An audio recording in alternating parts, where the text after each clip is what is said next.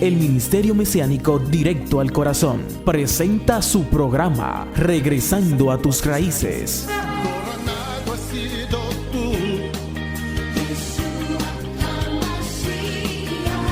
Rey de Israel. Shavua Tov, bienvenidos una vez más a este su programa Regresando a tus Raíces. Y quien te habla, tu amigo y hermano en el Mesías, el Roé Ricardo Mojica. Somos el Ministerio Mesiánico Internacional Directo al Corazón, anunciando la restauración de Israel y de todas las cosas, como lo declara las Sagradas Escrituras en el libro de Devarim, capítulo 30, desde el verso 1 hasta el verso 15. El libro de Ezequiel, capítulo 36, desde el verso 15 hasta el verso 28.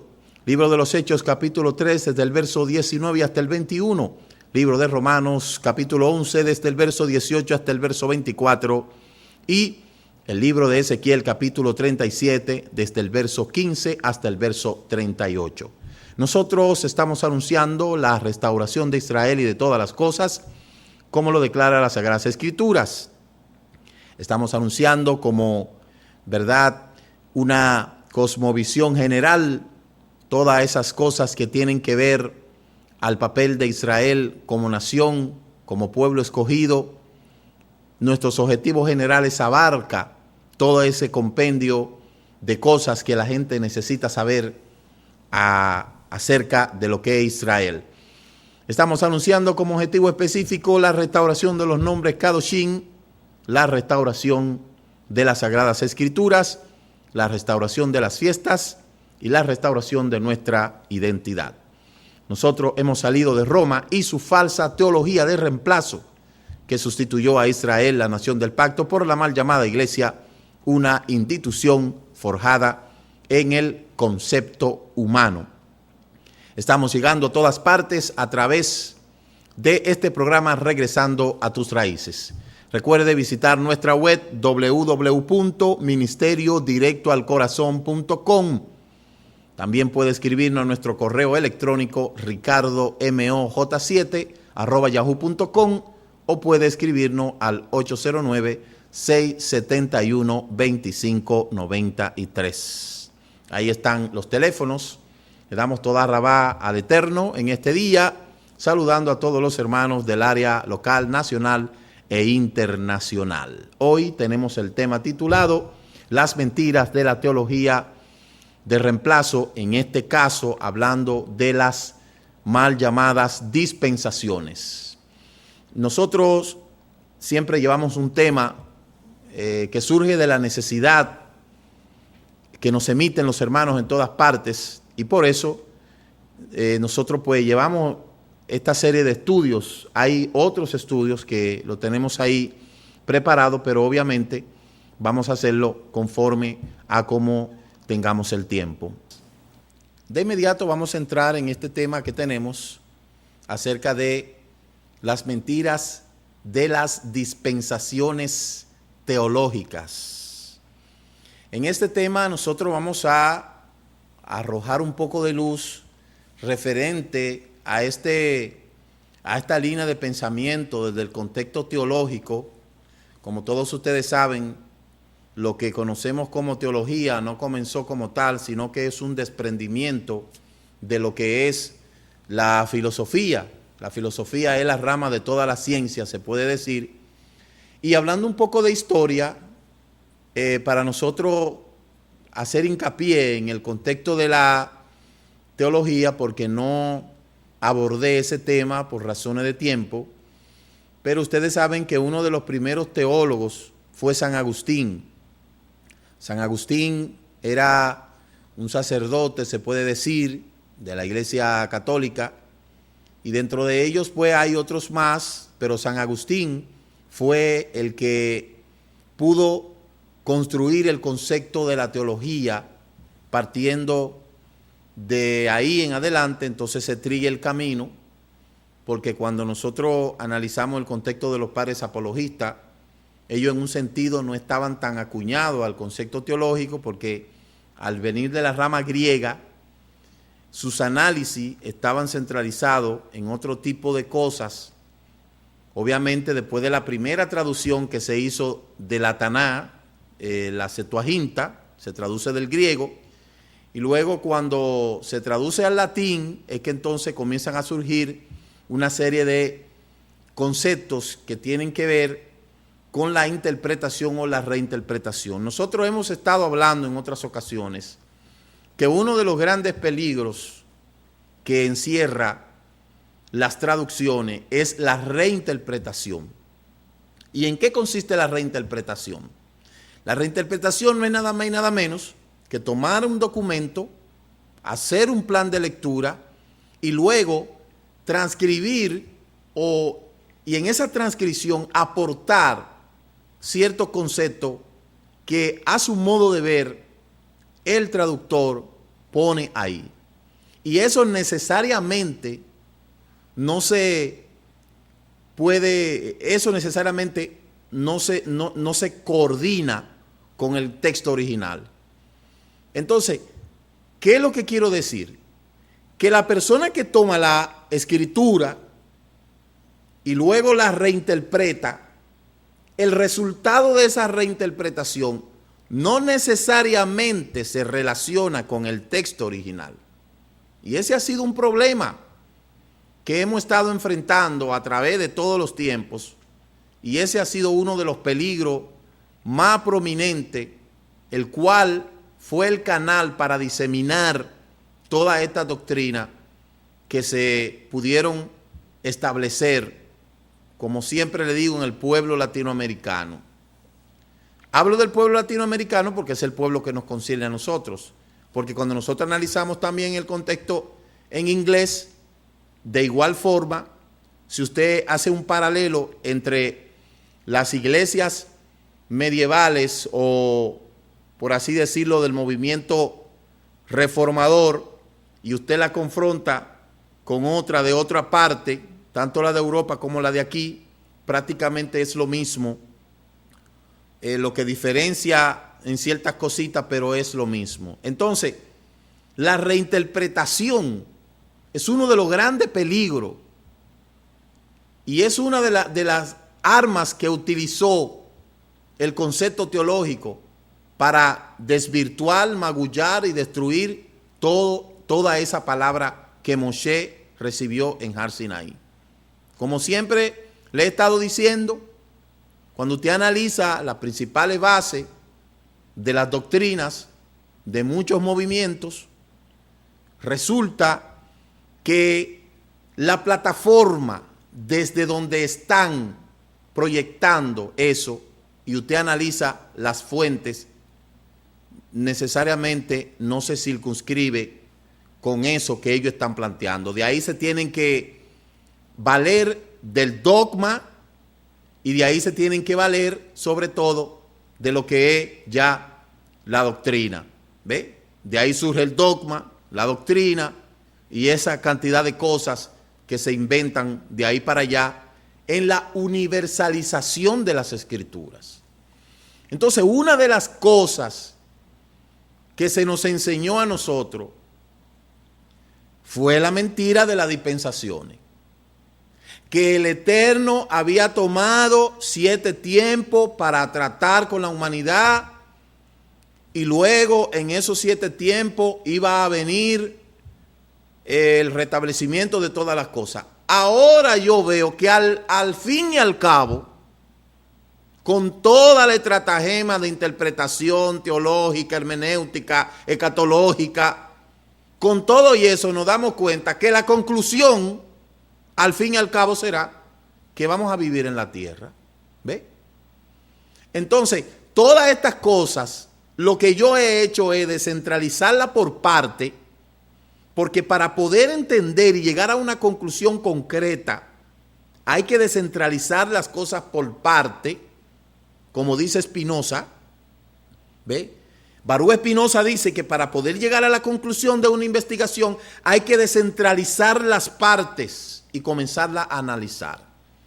Dentro de nuestros objetivos generales está el concepto de la teología del reemplazo, y la teología del reemplazo se fracciona en muchas partes.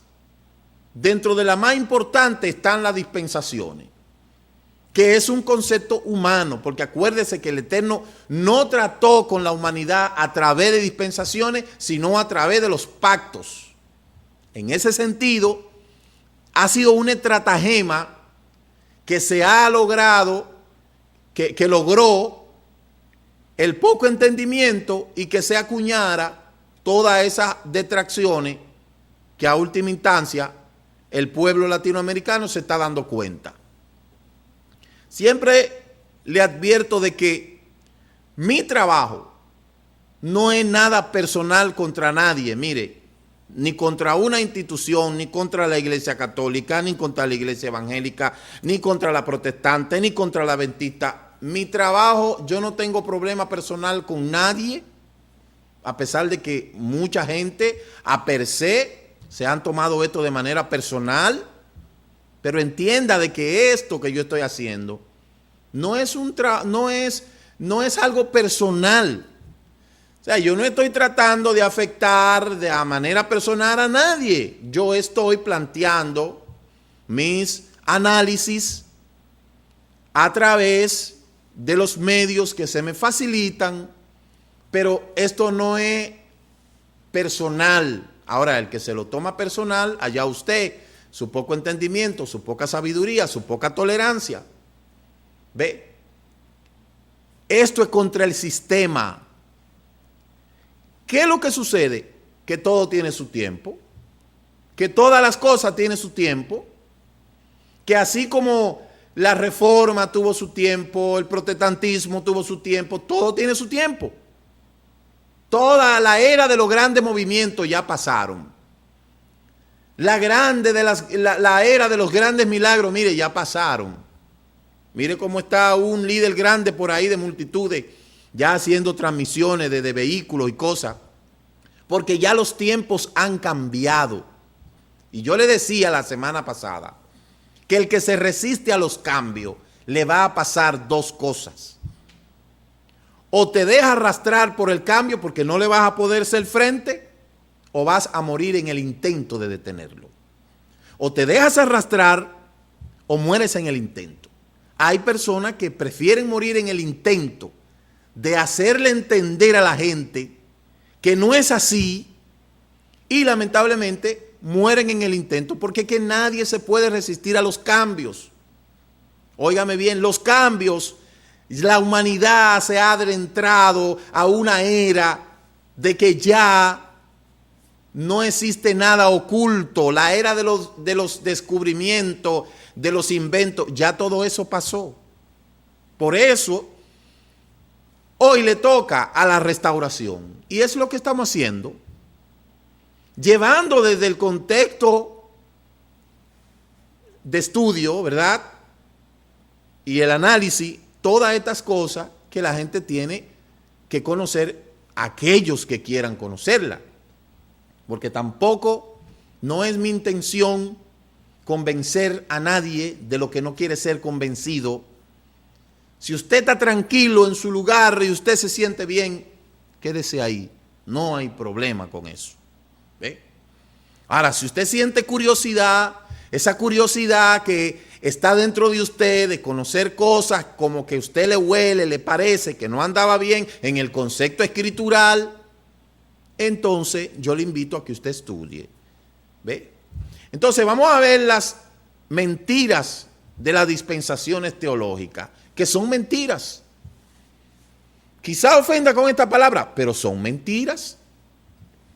La base bíblica de Barín, Deuteronomio, capítulo 7, versos 7 y 8, dice: Hashem, el Eterno, Yahweh, no puso su amor en ustedes, ni los escogió por ser ustedes más numerosos que otro pueblo, pues era el más pequeño de todos los pueblos, mas Él los tomó y los guardó. El juramento que hizo, oiga, el juramento que hizo con sus padres, Él los sacó con mano fuerte, los redimió de la casa de servidumbre, de la casa del faraón, de Egipto. Y Romanos capítulo 11, verso 1 dice: digo pues, ¿ha rechazado el Eterno a su pueblo? En ninguna manera, porque también yo soy israelita, de la simiente de Abraham, de la tribu de Benjamín. Y Jeremías 31:33 dice, porque este es el pacto, oiga, el pacto, no dice las dispensaciones. Ni en Deuteronomio 7 habla de dispensaciones, ni en Romanos capítulo 11 verso 1 habla de dispensaciones, ni en Jeremías 31:33 tampoco habla de dispensaciones. 31:33 de Jeremías dice, porque este es el pacto que haré con la casa de Israel de aquellos días, declara el Eterno. Pondré mi ley dentro de ellos y sobre sus corazones las escribiré, y yo seré su Elohim y ellos serán mi pueblo. Y en Hebreos capítulo 8 verso 10 dice, porque este es el pacto que yo haré con la casa de Israel después de aquellos días, dice el Eterno, pondré mis leyes en su mente de ellos y las escribiré sobre sus corazones, y yo seré su Elohim y ellos serán mi pueblo. Ahí está hablando de Israel. Ese Israel esparcido que fue llevado cautivo a Siria en el 722, y luego las dos tribus del sur fueron llevadas cautivas a Babilonia en el 615, 620, en ese tiempo. Israel fue dispersado, todo eso nosotros lo sabemos. Pero ese pacto que el Eterno hizo con Abraham, con Isaac y Jacob, hay muchas promesas que son irreversibles. Primero, como siempre le digo, debemos de definir qué es la palabra dispensación. Siempre yo le aconsejo a cada persona, cuando habla del tema, que defina qué es lo que significa eso que usted quiere dar a entender. Entonces, tomando una de las tantas definiciones que tiene la dispensación, el dispensacionalismo es un sistema teológico cristiano que afirma que Dios ha empleado diferentes medios de administración de sus planes en diferentes periodos de la historia, donde ha demostrado su gracia. Pero ya nosotros hemos demostrado en el programa pasado que la palabra gracia existe en todos los tiempos. Por eso mire la propia contradicción de ellos mismos al decir que en todos los tiempos, en todos los periodos de la historia humana, Él ha demostrado su gracia. O sea, que la misma teoría dispensacionalista del cristianismo me confirma y me da la razón a mí, en el análisis que yo he hecho, que la gracia siempre ha existido. Lo distintivo del dispensacionalismo es que sostiene, mucho ojo, que Israel como nación y la iglesia como cuerpo de Cristo, y eso es falso. Que no forman un único pueblo de Dios, sino que son dos pueblos con profecía, promesa y destino diferente. Oiga la mentira donde está ahí entretejida. Recuerde que en Devarim dice que este es el pacto que haré con la casa de Israel, el pacto que hizo con Abraham, Isaac y Jacob.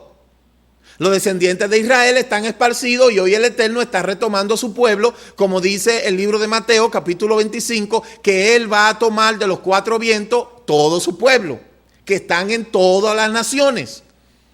Y fíjese cómo el dispensacionalismo dice, ¿cuál es lo que sostiene?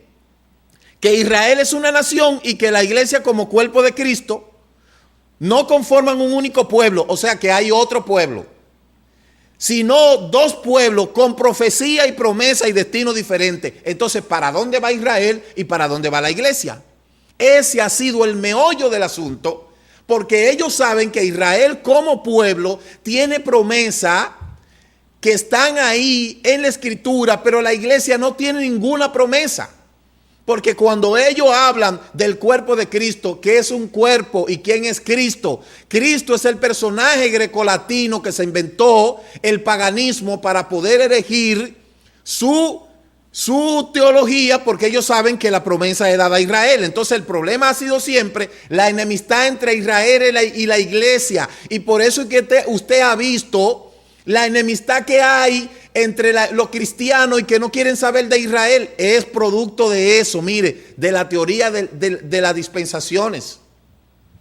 Entonces, de acuerdo a este sistema, existen 7 dispensaciones. Recuerde, este sistema humano, inventado por una persona.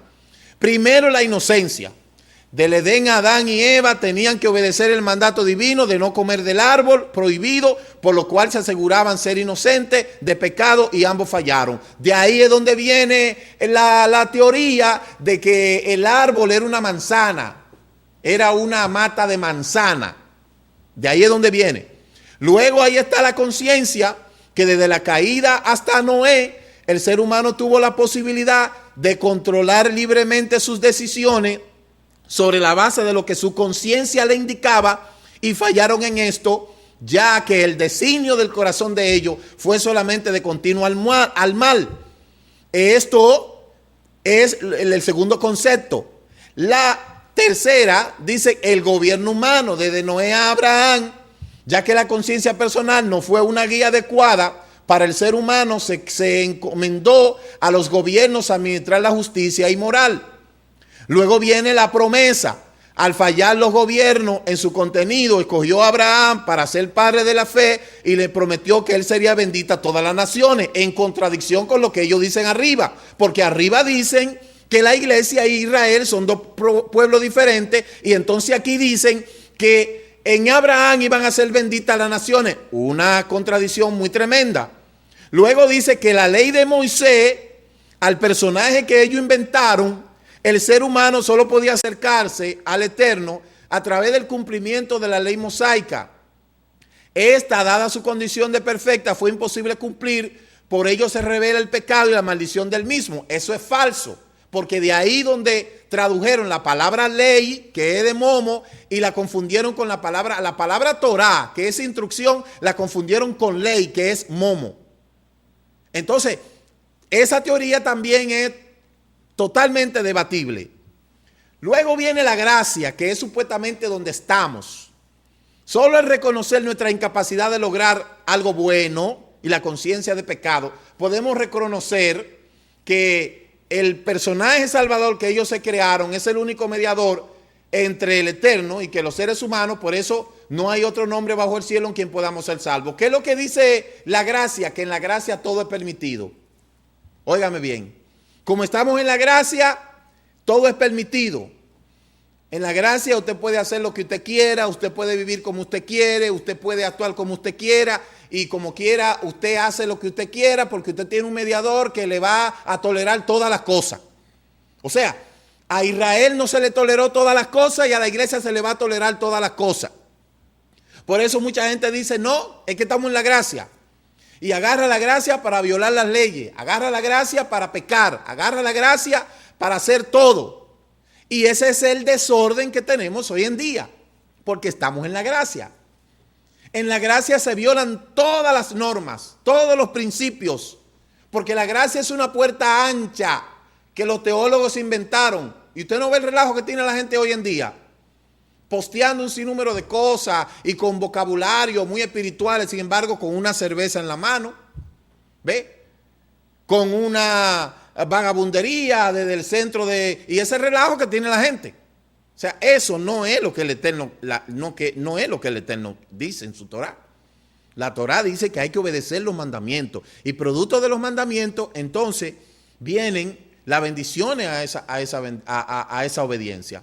Ayer hablaba la parashá Kititze de que tenemos que practicar la justicia. Tenemos que ser justos con uno, con nuestros familiares, con los demás.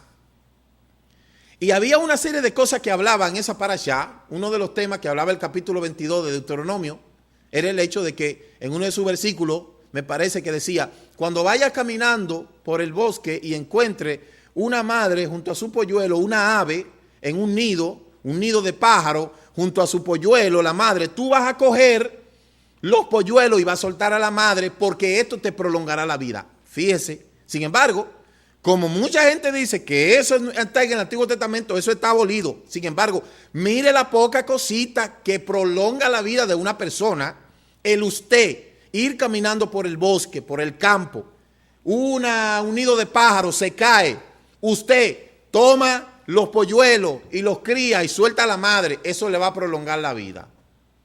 Entonces, ahí podemos ver el cuidado que la Torah nos da sobre los animales. Por eso la Torah hablaba de ayer del cuidado de la naturaleza, del cuidado de los animales. del cuidado de las plantas.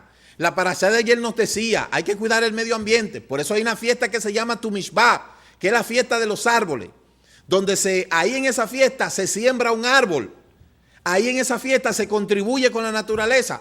Pero como eso está en la ley, en lo que ellos le llaman ley, ¿usted cree que ya eso está abolido? Entonces, así no es así. Y cantidad, yo le estoy diciendo poquitas cositas que visualizamos ayer de la parashá Ki Teitzei, la parashá 49. ¿Ve? Entonces, lamentablemente, la gente tiene que visualizar todo eso que hay, lo que se le llama el Antiguo Testamento, y se va a dar cuenta que eso no está abolido. ¿Ve? Después de la gracia, entonces viene, supuestamente estamos en la gracia, según ellos. ¿Ve? Ya de aquí lo que nos espera es el reinado milenial. Que en el reinado milenial, el fin de los tiempos surgirá en un periodo de 1000 años, donde habla del milenio, donde ellos dicen que la iglesia va a ser raptada, va a ser llevada al cielo, y luego el anticristo se va a comer a los judíos aquí. ¿Ves? Entonces, mientras los judíos están aquí muriendo, ellos van a estar allá arriba en el cielo. Una iglesia que no conoce las fiestas. Una iglesia que no sabe lo que es Shavuot, ni Pesa, ni Hamatzah, ni nada de eso. Una iglesia que no guarda lo kosher, come puerco, ¿ve? En toda la forma, porque dice no. Entonces, usted cree cómo una persona se le puede pretender que usted va a lograr algo cuando usted no reúne las condiciones para eso. Por eso de las dispensaciones es una trama, es un invento, es un engaño. No hay manera de usted coordinar una cosa con la otra, porque las variables que hay entre uno y otro describen la mentira. Pero vamos a ver quiénes fueron que inventaron esta doctrina, porque todo lo que existe en la tierra, alguien lo inventó. Nada surge porque sí. ¿Cuál es el origen del dispensacionalismo? Fue sistematizado por John Nelson Darby, yo se lo dije la semana pasada, y desarrollado por Cyrus Scofield, ese que escribió esa famosa Biblia Scofield, y Lewis Sperry Chafer. Ambos se puede decir que son ingleses, pero según Charles C. Riley, el que creó la teología sistemática, una teología que hay por ahí sistemática, que esa teología yo la pude visualizar y la tengo, Charles C. Riley, yo la tengo y visualicé, ahí fue donde yo pude entender toda esa cantidad de cosas que hay ahí. Yo la iba a traer, pero se me quedó, que habla de lo que es el pretribulacionismo, el mitribulacionismo, el posttribulacionismo y toda esa amalgama de contradicciones que dentro de la propia teología existe, que hasta el día de hoy no se pueden poner de acuerdo. En esa teología de Carlos C. Riley, ahí expone las contradicciones que hay. Entonces ese sistema conocido, según Charles, desde el primer siglo, mucho antes de Darby, el dispensacionalismo, difiere mucho el dispensacionalismo de Cyrus Scofield, difiere del dispensacionalismo de John Nelson Darby. O sea, ahí hay dos tipos de dispensacionalismo. Eso es para que usted vea que donde hay hombres, hay problemas, hay dificultades. Cada dispensación es un periodo durante el cual el hombre es probado con respecto a alguna revelación específica de la voluntad del Eterno. John Nelson Darby tiene un concepto del dispensacionalismo, mientras Cyrus Scofield tiene otro concepto del dispensacionalismo.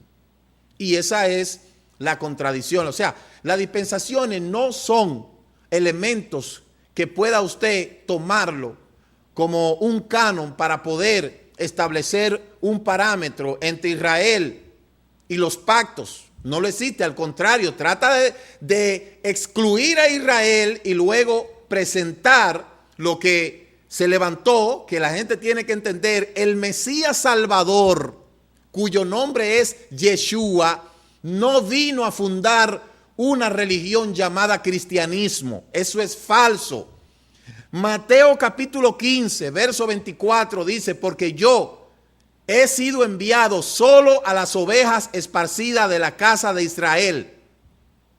Que es lo que dice Jeremías 31, 33, que era lo que Shaul hacía, que era lo que los Shaliá hacían, que es lo que yo estoy haciendo, que es lo que otros están haciendo, llegando a ese pueblo que quiere conectarse con sus raíces para que conozca el verdadero plan de salvación para ellos. Pero hay un pueblo que ha sido engañado y ha sido configurado a un sistema de mensaje. Lo primero es que se le ató a un templo. Eso es lo primero. A la gente se le ha dicho, si no vas a la iglesia está mal, la estructura, si no vas ahí está mal y tienes que ir tal día. Lo segundo es, tienes que hacer todo lo que se te dice aquí porque si no tú eres un desobediente. Esa es la segunda trama. Lo tercero, tienes que entregar todas tus posiciones y entregarlo a la obra del Eterno. Esas son tres cosas. Primero configuran el cerebro, luego configuran el espacio y luego configuran el intelecto del individuo. ¿Ve? Eso es un sistema que le ha funcionado bien a la gente. Eso ha funcionado, pero mire, hoy en día la gente está cayendo en cuenta ya de que la salvación no se trata de templos, de lugares, de bonitos y de multitudes. Ahí no es que está la salvación. Usted se puede salvar solo en su casa si usted quiere. Eso es lo que le han configurado a usted al cerebro. Y si la Escritura dice en el libro de Hebreos capítulo 10 que no dejando de congregarnos por lo algunos tienen por costumbre, pero la gente no entiende que el congregarse, hasta en una casa usted puede crear un grupo y usted congregarse, usted se está congregando. ¿Ve? Necesariamente usted no tiene que ir a un lugar grande con mucha gente, con muchas luces. Es el espectáculo. Esa es la pantalla, las luces, el aire, la música, todo eso, los robots, todo eso es parte del espectáculo cuyo objetivo es un objetivo financiero. Lamentablemente eso es así. La interpretación bíblica de lo que yo hablaba al principio, según el dispensacionalismo, la única manera de interpretar la Biblia es mediante el método gramático histórico literal. Pero muchos ni siquiera eso se ha valido. ¿Por qué? Porque muchos han traducido esa escritura conforme a lo que el Espíritu le dice. Y hubo un tiempo donde estudiar era pecado. Hubo un tiempo que ir a la universidad, eso era pecado. Hubo un tiempo que usted no podía leer mucho porque usted se iba a volver loco. Y todo eso creó un pueblo de gente, ¿verdad? Emocionalista. Y hoy por hoy, nosotros lo vemos, todavía se nota. Cómo gente no tiene nada aquí en la cabeza y tiene muchas palabras, helgas, aprendidas sistemáticamente en el lenguaje de la helga, donde no tiene nada aquí. Pero eso fue lo que le enseñaron. Y entonces el peligro de esto es dirigiendo gente. Eso es un peligro. Eso es algo terrible. Entonces, este método gramático, histórico, literal, a muchos se le olvida que en el contexto gramático, la gramática fue inventada por Dioniso de Tracia en el siglo VI. El contexto histórico, eso es algo irrefutable, pero lo literal, ya ahí hay problema, porque usted no puede traducir la Biblia, la escritura literalmente. Hay muchas cosas que son literalmente, pero hay otras cosas que no. Entonces dicen que este es el método para interpretarlo, que es simplemente defendido por DeWitt Pentecostal en su libro Eventos del Porvenir y por Charles C. Riley en su libro Dispensacionalismo Hoy. Debido a su estricto apego a la literalidad del texto y a su contextualización dependiendo de este principio, ha logrado tener enemigos, especialmente del lado alegórico bíblico postulado por los dispensacionalistas. Entre los postulados dispensacionalistas se encuentra el premileniarismo, el pretribulacionismo, ¿ve lo que le decía antes? La diferencia entre Israel y la iglesia, el reinado literal y el futuro del personaje que ellos se han inventado en el milenio, la doctrina de la separación, la santificación cristiana, la diferencia entre la ley y la gracia, la escatología dispensacional que afirma que Apocalipsis es el futuro profético a partir del capítulo 4, y ese es el esquema que le han inventado a los escatólogos, y por eso es que usted ve el orden de sucesiones. ¿Qué es lo que le dicen? Primero el rapto, después la persecución, 7 años de boda, y luego vamos a bajar, y después entonces vamos a venir y vamos a luchar, y de ahí vamos a vivir juntos. Eso se ve muy bonito en la película, pero no es así, lamentablemente. ¿Cuáles son las tendencias que existen dentro del ultradispensacionalismo? Denominado también bullerismo, por haber sido Herbert William Bullinger su máximo exponente, y el dispensacionalismo progresivo y algunos conceptos dispensacionales entre el pentecostalismo. A pesar de esto, el dispensacionalismo tradicional difiere en gran medida de estos, especialmente porque es fundamental y conservador. El ultradispensacionalismo es todavía peor que lo que es el dispensacionalismo progresivo. Entonces, muy bonita la película de que viviremos, de que el reinado, de que no sé qué, muy bonita la película, muy bonita la película, pero poco convincente. Poco convincente, porque cuando usted analiza y estudia desde el contexto hebraico todas esas cosas, todo eso son estratagemas de hombre. Aquellos que siempre han tildado a uno de que somos judaizantes y de que estamos enseñando el mandamiento de hombre, dígame dónde aparece la palabra dispensacionalista en cualquier traducción. ¿Se da cuenta? Entonces, muy bonita la película, pero poco convincente. Esas son de las cosas que no encuadran, que no encajan. Y que cuando usted escucha a un lúgubre predicador hablando, usted le pone mucha atención. No le ponga atención a los ademanes, ni cuánto dicen amén, ni levanta tu mano, ni toca a tu hermano y dile tal cosa. Todo eso son métodos evasivos para que el oyente sea distraído del mensaje que él quiere llevar. Pero fíjese que cuando usted analiza la palabra, lo que está diciendo es un puro tollo. Recuerde, mire, los ademanes. Él toca a tu hermano y dile tal cosa. Él mira para allá y hace esto. Eso es una manera de distracción para que usted no le ponga atención a la palabra. Póngale atención a la palabra. No se lleve de los ademanes, ni la bulla, ni el amén, ni toca a tu hermano, ni a esto. Póngale ojo y atención. Óigame, no es lo mismo oír que escuchar, ni mirar que ver. Póngale atención a lo que está diciendo para que se dé cuenta que está diciendo un perfecto disparate, incoherente, no hay coherencia en lo que dice. Por eso, aprenda a escuchar y aprenda a ver. ¿Ve? Un pueblo escogido para ser testigo. Oiga, el Eterno no escogió a nadie más que un solo pueblo. Él no tiene dos pueblos, Él tiene un solo. No son dos pueblos, como dice la teología dispensacionalista. Tiene un solo pueblo. Mire lo que dice Deuteronomio 7:6. El creador de todas las cosas escogió a la nación de Israel para ser un pueblo único que sería testigo de su verdad. Deuteronomio 7:6. Porque tú eres pueblo santo para el eterno tu Elohim, te ha escogido para hacerle un pueblo especial, más que todos los pueblos de la tierra. Fue escogido ¿para qué? Para ser testigo de la verdad.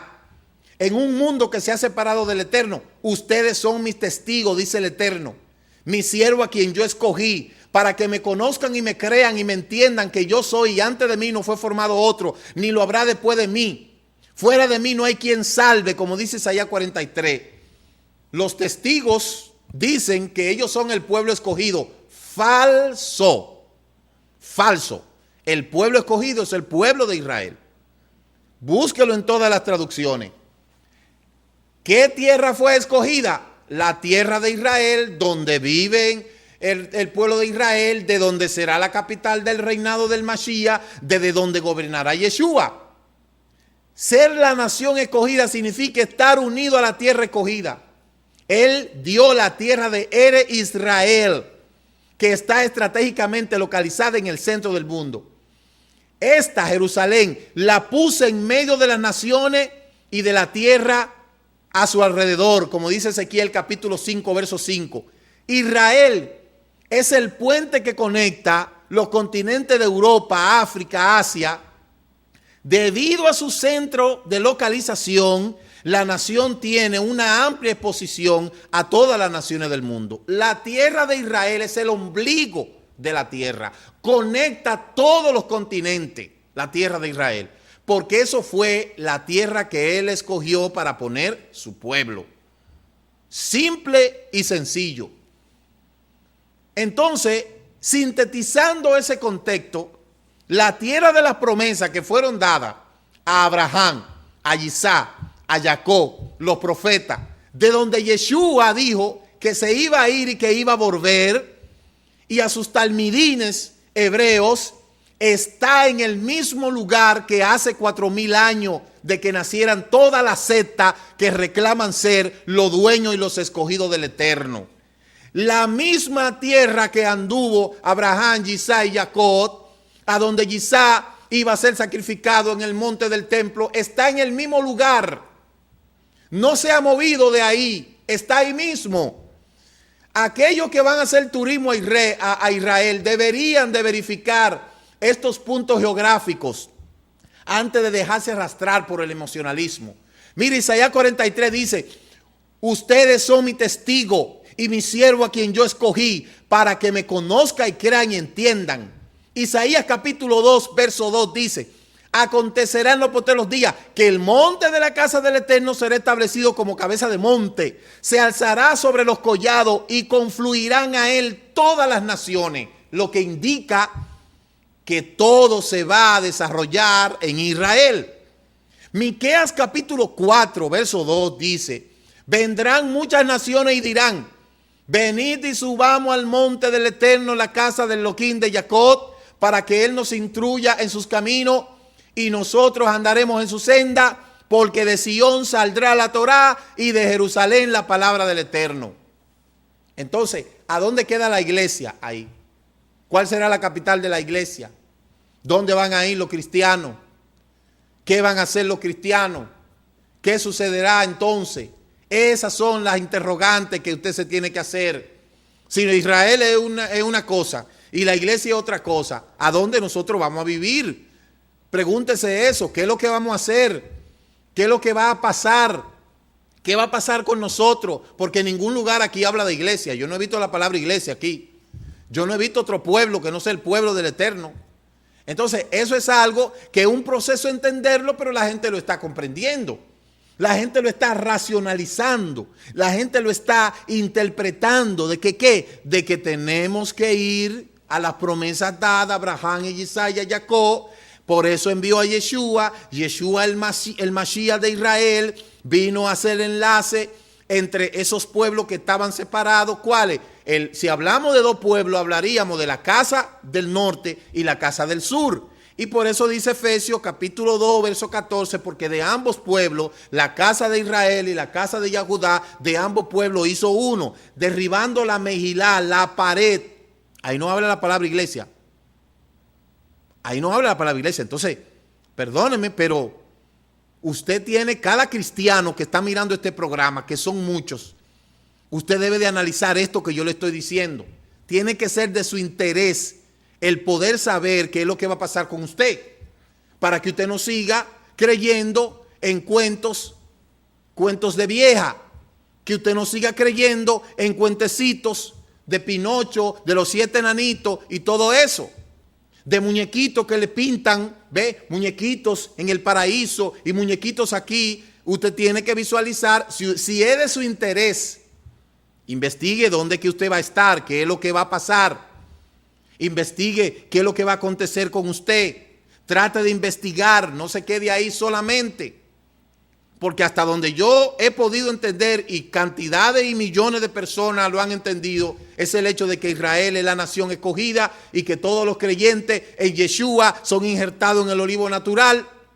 Pero allí no hay una palabra iglesia. Escúcheme, la nueva Jerusalén que va a descender a donde está la vieja tiene 12 puertas. Según dice el capítulo 20, verso 12. Y allí no hay puerta por donde van a entrar los cristianos. Escúcheme, pero esa es la verdad. ¿Ve? Entonces, la desobediencia de Israel, que es donde muchos han tomado para decir que Israel fue rechazado, La desobediencia de Israel no anuló el pacto hecho con Abraham, con Isaac y Jacob. Mucho ojo con esto. El pecado, la desobediencia y el exilio de Israel nunca han anulado el pacto con su pueblo escogido, ni tampoco abrogaron el derecho de la tierra de Israel. El exilio de la tierra de Israel es temporal, por eso están regresando a su tierra.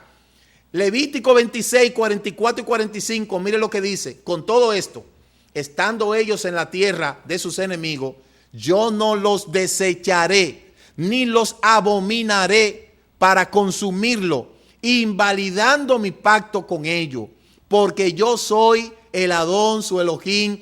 Antes me acordaré de ellos por el pacto antiguo, cuando los saqué de la tierra de Egipto a los ojos de las naciones para ser su Elohim. Entonces, ese pacto no fue invalidado por la desobediencia. Le voy a decir una cosa. Los hijos no dejan de ser hijos porque sean desobedientes. Hay cosas que son inalterables. El pueblo de Israel fue tomado para ser el pueblo del Eterno. Sus hijos, eso no tiene nada que ver con que hayan cometido errores. ¿Cuántos hijos no han cometido errores? ¿Cuántos hijos no han cometido falta? Y por el hecho de que cometieron errores, dejaron de ser hijos. Usted me puede decir si existe la palabra ex hijo. ¿Quién tiene un ex hijo? ¿Qué madre puede decir, mira, ese que va, tú ves ese que va por ahí, ese es mi ex hijo? ¿Puede decir eso? ¿Puede decir un padre que sabe que engendró ese hijo o esa hija, mira, tú ves ese muchacho que va por ahí, ese es mi ex hijo? No, no existe ex hijo, ni existe ex hija. Eso no existe. Como tampoco existe ex padre. Ese es mi ex padre. ¿Usted ha escuchado a alguien decir, tú ese hombre que va ahí, ese es mi ex padre? No, no existe ni ex padre, ni ex madre, ni ex hijo, ni ex hija. Eso no existe. Eso es inalterable. Ese es su hijo. Salió malo, es su hijo. Salió bueno, es su hijo. ¿Ve? Eso no altera el hecho de que usted le dio a luz. Ninguna madre puede decir, ese era mi hijo. ¿Cómo que era mi hijo? ¿Cómo que era tu hijo? Ese muchacho que tuvo 8 meses y pico en tu vientre y que tú lo diste a luz, tú dices que ese es tu ex hijo. O ese muchacho que tú engendraste, que tiene las características tuyas, que se parece a ti, entonces ese es tu ex hijo. No, no hay ex hijo, ni hay ex hija, ni hay ex papá, ni hay ex mamá. El hijo, independientemente de los errores que cometa, es hijo. Olvídese. Entonces Israel es el hijo del Eterno, y eso no incluye el hecho de que ellos hayan cometido errores por desobediente, que eso fue lo que la teología del reemplazo agarró para entonces decir, no, es que existen dos pueblos. Oiga, la iglesia no es pueblo. La iglesia no es pueblo. Sáquese eso de la cabeza. Si la iglesia es un pueblo, dígame cuál es su capital y dónde están ubicados. Dígame. Ahora, yo le puedo decir que los israelitas, tanto bíblicos como de sangre, como Ius Sangi y Ius Soli, como los bíblicos, tienen una capital. La capital de los israelitas se llama Jerusalén. Ahora, ¿cuál es la capital del cristianismo? ¿Cuál es la capital de los cristianos? Si el cristianismo es una nación, una nacionalidad, ¿cuál es su capital? ¿Dónde está radicada la capital? Me va a decir a mí, no, porque son una cantidad de creyentes diseminados en toda parte del mundo. Están coayuntados a una o tal nacionalidad. No tienen una identidad propia. No hay identidad propia. No se puede considerar pueblo porque no tienen historia. Óigame bien, no tienen historia, no tienen ningún tipo de documentación que le pueda validar eso que están diciendo. En otra palabra, un cristiano, lamentablemente, es un híbrido. Un híbrido es la composición de uno original y uno falso. La iglesia tomó un poquito del pueblo de Israel y luego del paganismo y juntó eso, y ahí parió un muchacho que se llama cristiano. Ser cristiano, eso no es una identidad tampoco. Nadie puede decir, no, porque mi identidad es cristiana. Falso. En los valores que se le atribuyen a una persona, como el bienestar, la bondad, todo eso tiene que estar en toda la gente. Eso no tiene que ver nada con la religión, porque la religión fue después. El hombre primero fue creado, y toda esa composición morfológica del hombre, tanto tanto lo que es en su contexto biológico, como su contexto, por así decirlo, neurológico, ese sistema nervioso central, el cerebro, su composición, lo que tiene que ver con la bondad, lo que tiene que ver con la maldad. Eso no tiene que ver si es cristiano o si no es cristiano. El hombre tiene que tener honradez, no importa si es cristiano o no es cristiano. La honradez no tiene que ver nada, no tiene que ver nada. Todos esos valores que dicen valores cristianos, eso no existe.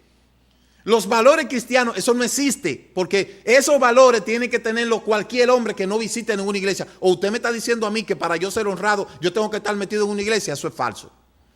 Para yo no hablar mentira, yo tengo que estar metido en una iglesia. Eso es falso. Usted puede construir, yo conozco personas que han construido en sus hijos carácter ejemplares y nunca han visitado la puerta de una iglesia. Entonces, sáquese eso de la cabeza. Obviamente, no podemos dejar de reconocer que todas esas influencias teológicas influyen de una manera positiva en aquellas personas que permiten que en su vida haya un cambio o que deciden cambiar. Pero el cambio de una persona no se puede partir de la concepción de que sea o no cristiano, o que usted es mejor o usted es peor porque usted es o no es cristiano. Eso es falso. Ya eso es comprobable. Ya eso, mire, yo prefiero hacer negocio con gente que nunca ha estado en ninguna religión, porque aquellos que están en la religión son más injustos, practican la injusticia, porque la gracia le da derecho a eso. Eso es comprobable, lo que yo le estoy diciendo a usted. Ahora, no estoy generalizando, pero es la verdad. Eso es la verdad. Por eso, yo conozco los dos caminos, yo conozco la senda cristiana y estoy conociendo el contexto hebraico. Y le estoy diciendo que por eso hay muchas cosas que yo he tenido que aprenderla, porque la he vivido en carne propia. Entonces, sáquese eso de la cabeza de que fíjese que antes las cosas han cambiado mucho. Antes las empresas ponían en su hoja de currículum o en la solicitud de trabajo de a qué religión usted pertenecía. Se supone que el cristianismo era una persona que era afable, dócil, mansa, pero mire, eso ha cambiado. Porque los representantes últimamente, mire, no dan buen testimonio de cómo es. ¿Ve? Entonces, de ahí es lo que la sociología nos evoca otras cosas, que es más bien la formación del aspecto cultural, que tampoco el cristianismo se puede catalogar como algo cultural, es una creencia. ¿Ve? Entonces, si comenzamos a hablar en ese contexto, no vamos a salir hoy de ahí. Que está muy interesante el tema. Pero no puedo irme mucho. Lo que le quiero decir en este orden, que para usted crear un carácter de una persona seria, responsable, amable, sincero, afable, usted no tiene que ser de que cristiano. Al contrario, mire cómo salen en las redes sociales la gente violando la ley y dice, no, yo soy cristiana. Ay, porque tú eres cristiana, tú vas a violar la ley. Tú vas a violar el semáforo, tú vas a abusar de las autoridades porque tú eres cristiana. Entonces déjese de eso. Que eso no es así. Ya esos tiempos pasaron. Ya esos ovejitos, mansitos, ya pasaron. Eso ya no es así. Entonces, para ir terminando, en su palabra profética, el Eterno prometió reunirnos en la tierra de Israel. Mire lo que dice Ezequiel 36, 24 al 28. Yo los tomaré de las naciones y los recogeré de todas las tierras y los traeré a nuestro país. Ahí no está hablando de iglesia. ¿Habitarán en la tierra que di a quién? ¿A los padres apologistas? No, a vuestros padres. Y ustedes me serán por pueblo y yo seré por el Eterno. Nuevamente Ezequiel profetiza y dice que el Eterno tomará a los hijos de Israel de entre todas las naciones en donde han estado y los reunirá de todos los lados y lo traeré a su propia tierra. ¿Ve? No aparece la palabra iglesia ahí.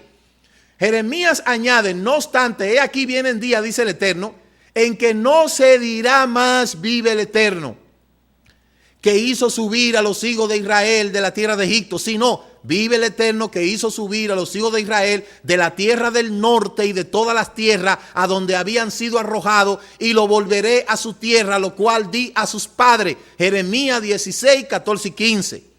Finalmente este reencuentro con nuestra propia tierra será mayor que el éxodo de Egipto, y esa es la vuelta que está pasando en el mundo entero. Eso es lo que está pasando en el mundo entero, indiscutiblemente. Por eso, lo distintivo del dispensacionalismo, recuerde lo que dice, sostiene que Israel como nación y la iglesia como cuerpo de Cristo no forman un único pueblo de Dios, sino dos pueblos con profecía, promesa y destino diferente. Falso. Mire cómo está el dedo para abajo, falso. Eso es falso. ¿Ve? Existe un solo pueblo. Y si usted quiere ser parte de ese pueblo, conforme a como dice la Escritura, usted tiene que comenzar primero confesando a Yeshua como Mashiach, como dice el libro de Romanos capítulo 10, 9 y 10, porque si confesares con tu boca que Yeshua es el Mashiach y creyeres en tu corazón que Él le levantó entre los muertos, serás salvo, porque con la boca se confiesa para salvación, mas con el corazón se cree. De ahí es donde dice Efesios capítulo 2, verso 12, ustedes que estaban lejos de la ciudadanía de Israel, ajenos a los pactos que personificaban las promesas, fueron alcanzados, y por eso es que Romanos capítulo 11, verso 18 dice que nosotros fuimos injertados en el olivo natural. Y de ahí es que Primera de Corintios capítulo 12, verso 1 dice, ustedes que antes eran gentiles, ya no son gentiles. Y se cumple lo que dice Mateo 15, 24, porque no he sido enviado sino a las ovejas esparcidas de la casa de Israel. De modo que no hay que darle mucha vuelta al asunto. No hay que complicar las cosas. No hay que andar siempre hurgando y buscando, mira, esa gente está errado, están confundidos, te están judaizando. Ajá, pero es muy bonito usted decir eso. Contradígame lo que yo le estoy diciendo. La salvación siempre yo le he dicho que es algo delicado. Y yo entiendo que esto es un proceso. Hay gente que le va a tomar mucho el hecho de reconocer de que lo han estado engañando, pero eso es un proceso. Y yo le puedo testificar a usted que lo que el Eterno está haciendo en todas partes del mundo es algo asombroso. Y a lo mejor algunos dudan de que sí, de que este ministerio es un ministerio internacional. Pues mire, yo no quiero convencerlo de que usted crea o no de que es un ministerio internacional o no, porque las evidencias dicen lo mismo, dicen lo contrario, ¿ve? Ahora, la cantidad de personas que hay en todo el mundo, ellos sí le pueden testificar a usted lo que está pasando en el contexto internacional, porque una cosa es el contexto local, el contexto nacional y el contexto internacional. En el contexto local hay gente que está en su círculo, está en su caverna y no sale de ahí. Y solamente está mirando las paredes que le han estado enseñando a mirar y están configurados a lo que le han estado enseñando. Su escuelita bíblica, visitar la iglesia los domingos, ya de ahí estar ahí en ese círculo vicioso. Para ellos hay una barrera y todo esto ni siquiera les interesa. Ese es un tipo de persona que está ahí. Hay otro tipo de persona que tiene un conocimiento más amplio y quiere conocer un poquito más, pero tiene temor. Pero esa gente sabe un poquito más del contexto nacional. Ahora, muchos saben del contexto local, del contexto nacional y del contexto internacional, pero no se atreven por temor a represalia, por temor a burla y por temor a todas esas cosas que nosotros pasamos, que ellos mismos la mayoría de las veces fueron partícipes de ese tipo de cosas. De modo que yo sé que para mucha gente se le hace muy duro. Ahora, no es así para muchos en el contexto internacional, donde cada día a mí me manifiestan aquí de distintas naciones lo que está pasando en su vida y están siendo transformados a través de estos estudios que nosotros estamos llevando a través de las redes sociales. Y eso es lo que nos tiene a nosotros dando vuelta en el mundo. ¿Ve? ¿Qué estamos nosotros haciendo en el mundo? Este trabajo que hacemos desde el área local, desde el área nacional al área internacional. Y eso es lo que estamos haciendo. ¿Por qué? Porque definitivamente el tiempo de la restauración ha llegado. ¿Ve? Ahora, hay gente que nadie lo va a sacar de su caverna doctrinal. Yo les recomiendo a muchos que lean la caverna de Platón, el mito de la caverna de Platón. ¿Por qué yo quiero referenciar eso? Para que usted se dé cuenta que lo mismo que estaba pasando en ese planteamiento de Platón, en su libro La República, acerca de lo que es el mito de la caverna, que usted lo puede descargar ahí en Facebook, en el doctor Google, usted pone descargar el mito de la caverna en PDF y usted lo lee y luego usted hace una comparación con el sistema doctrinal y el sistema doctrinal local, nacional, y usted se va a dar cuenta de qué yo le estoy hablando. Porque hay mucha gente que no me va a entender si no acude a la referencia que yo le estoy dando. En sentido general, Mateo 15:24, ya para terminar, mire lo que dice la Escritura: yo he sido enviado solo a las ovejas perdidas de la casa de Israel. Johanán 4:22, ustedes no saben lo que están adorando, nosotros adoramos lo que sabemos porque la salvación nació en los judíos. Nosotros fuimos injertados en el olivo natural, Ezequiel 37:21. Entonces dile a ellos que Yahweh Elohim los recogerá a la casa de Israel de entre todas las naciones a donde han ido, y los juntaré de todos los lados y los traeré de regreso a su propia tierra. Ezequiel 37:22, yo lo haré una nación sobre las montañas de Israel. No habla de iglesia. Ni un rey será sobre ellos y para ellos. No dice de un padre apologista, dice de un rey. Nunca más serán dos naciones. Nunca más estarán divididas. Nunca más serán dos reinos.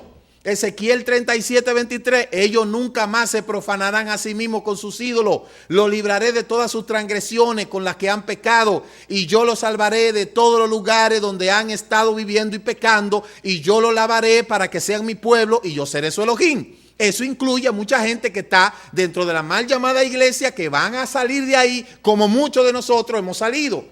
Fuimos injertados en el olivo natural, como dice Romanos 11:18. Mire lo que es un injerto. El injerto es un método de propagación vegetativa artificial de los vegetales, en el que una proporción de tejido procedente de una planta, de una variedad o injerto propiamente dicha, se une con otra ya asentada en el patrón portainjerto a pie, de tal modo que el conjunto de ambos crezcan como un solo organismo. Pero usted nunca va a hacer un injerto en un árbol diferente. Usted tiene que hacer un injerto en un olivo, en otro olivo. Por eso, mucha gente fue cortada del árbol natural de las naciones, injertado en el olivo natural, que es Israel.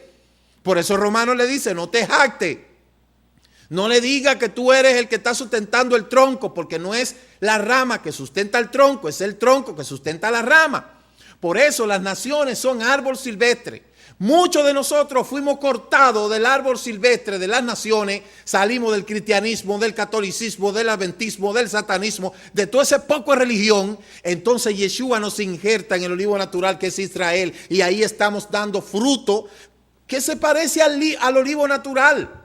Por eso tenemos que cambiar nuestra forma de comer, nuestra forma de adorar, nuestra forma de vestir. Tenemos que hablar diferente, comer diferente, pensar diferente. Es muy poco probable que un árbol, un fruto, no se parezca al árbol. Usted nunca ha visto que ningún injerto se hace una mata de mango con una mata de plátano. No. Se hace un injerto de dos matas de plátanos diferentes o de dos matas de limones, de dos árboles que sean de la misma especie. Y eso es muy poco probable que una gente de su condición cristiana se quiera injertar en Israel. Tiene que dejar su gentilicio, tiene que abandonar su gentilicio. Porque entonces, si usted no se corta de ese árbol natural de las naciones, que es la paganidad, la idolatría, las fiestas falsas, las celebraciones falsas y todo eso, para injertarse en el olivo natural, usted se va a secar. Pero hay gente que no quiere dejar su olivo pagano. Bueno, pues si usted quiere seguir en su mata de espina, siga ahí, pero el injerto se hace de las naciones a Israel como pueblo. Acabamos ahí, ¿por qué? Nosotros éramos paganos. Primera de Corintios 12:2 dice claro, ustedes saben que cuando eran paganos, no importa cómo se sintieran, estaban siendo extraviados, llevándolo a los ídolos que no pueden hacer nada. Y por eso Efesios 11:15 dice, por lo tanto, recuerden el estado en que antes ustedes estaban, gentiles de nacimiento, llamados incircuncisos por aquellos que por una simple operación en la carne son llamados incircuncisos. En aquel tiempo no tenían a Mashiach, estaban apartadas de la vida nacional de Israel, extrajeron a los pactos que personificaban las promesas, estaban lejos de este mundo, sin esperanza, sin Elohim. Pero ahora ustedes, que estaban muy lejos, han sido acercados por medio del derramamiento de la sangre de Yeshua con el mismo que es nuestra Shalom, que nos ha hecho de ambos pueblos uno, derribando la Mejitzá. De modo Miqueas 2:12 dice, yo reuniré a Jacob, a todo Israel, a todos ustedes, los juntaré el remanente de la casa de Israel, lo haré de todo como oveja de Bosra, como un rebaño dentro de su corral. Y esa es la vuelta que está pasando en todo el mundo. ¿Qué es lo que está pasando en todo el mundo? La vuelta al corazón de toda la historia de Israel, la vuelta a la familia del Eterno, en todos sus mandamientos escritos en la Torá, la vuelta a la tierra de Israel y los que fueron llevadas cautivas, la vuelta a escuchar la voz del Eterno, la vuelta del Eterno en todos los corazones. Hay mucha gente que le está diciendo, mira, te enseñaron mal. Los que fueron enseñados, criados en el mundo cristiano, se están dando cuenta de que hemos sido engañados por un sistema que le ha dado una identidad falsa, separada de Israel, gentil y griega. De repente se sienten extraños al vocabulario cristiano y griego, se identifican con el vocabulario hebreo, experimentan las canciones judías, le tocan en lo más profundo, tienen deseo de danzar, tienen deseo de tener una bandera, ponerse un talí, ponerse una kipá. Eso está ardiendo, hirviendo en el corazón de mucha gente. ¿Sabe por qué? Porque hace más de 2000 años el Eterno dijo que íbamos a regresar a la tierra prometida y que esto iba a provocar un ensorbebecimiento en todos los lugares, y eso es lo que está pasando, que Israel está regresando. Por eso súmate a Israel, busca tus raíces, encarecidamente te lo digo, para que tú puedas entender el contexto de la creación. Por eso estamos restaurando las tribus perdidas de la casa de Israel, no la iglesia, óigame bien, no la iglesia. La restauración de Israel, no de la iglesia. Por eso cuando una gente me viene a decir a mí de que no, que yo soy judío cristiano, falso. Yo soy mesiánico cristiano. Bueno, usted será mesiánico cristiano, pero no israelista. Porque no se puede juntar una mata de espina con una mata de olivo. Usted no puede juntar un tronco de mango con uno de aguacate y usted pretende que le va a dar un fruto mango aguacate. No. Es la restauración de Israel y no de la iglesia. De modo que con este tema queremos terminar en este día. Hay muchísimas cosas más que pudiéramos estar hablando de eso, pero la conclusión es esta. Verifica las promesas que tú tienes, verifica la promesa que le han dado a Israel, busca a los padres de las promesas de Israel y busca a los padres de la promesa de la iglesia, para que te des cuenta que si no despiertas ahora, tendrás que hacerlo después. Y yo entiendo que esto cae muy pesado a mucha gente. Gordo, esto cae gordo, pesado. Eso es como tomarse un jugo de limón agrio, sin nada de azúcar. Pero lamentablemente esta es la verdad. ¿Cuál es la objetividad de nosotros presentar este esquema de estudio a la pantalla, que la gente lo vea? No es para impresionar a la gente, para que la gente pueda ver esto y pueda devolverlo, chequearlo, leerlo, releerlo, analizarlo. Y eso es algo que el canal de YouTube nos está dando el reporte de cuán lejos está llegando este programa. Ahora mismo el canal pasó de 3 millones de reproducción. Ahora mismo tiene unos 3 millones y pico de reproducción. ¿Qué quiere decir eso? Que la gente está aprendiendo. Y esa es nuestra misión y nuestra visión. Así es que el Eterno te bendiga, que el Eterno te guarde. Pídele al Eterno que arroje luz a tu corazón, tú que quieres ostentar la vida eterna, y que tú puedas comprender a cabalidad el propósito del Eterno de la salvación, cómo realmente es que tú tienes que conocerlo para que puedas realmente obtener esas promesas. Así es que recuerde nuestra web www.ministeriodirectoalcorazon.com y nos veremos en una próxima ocasión con uno de estos temas de los objetivos generales. Shalom, shalom. El Ministerio Mesiánico Directo al Corazón presentó su programa Regresando a tus Raíces. Si deseas conocer más de las raíces de nuestra fe, contáctenos al teléfono 809-671-2593 o escríbanos a ricardomoj7@yahoo.com. Higüey, República Dominicana. Que el Eterno le bendiga en el nombre de Yahshua, su Hijo.